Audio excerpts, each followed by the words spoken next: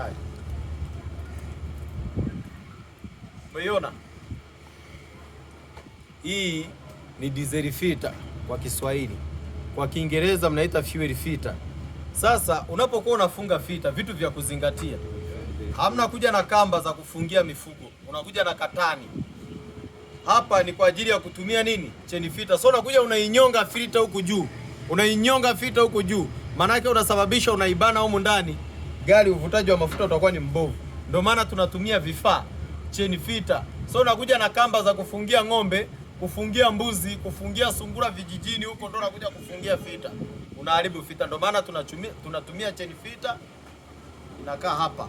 Sio unakuja kunyongea huku juu. Huku juu unaiminya. Ndio maana wamekuambia sehemu za kufungia ni humu. Kwa hiyo kisha kwa umefunga humu, unafunga filter yako vizuri. Hiyo inakuwa ni nini? Ni service ya nini? Service ya diesel. Muda huo unakuwa unafanya service ya oil nini? Unaisaidia pump inakuwa fresh. Kwa kama hivi tumeshafanya service, mtambo uko fresh. Opili shtue huko. Liwashe. Tuone misi imo au hamna. Unaona? Hapo umekubali.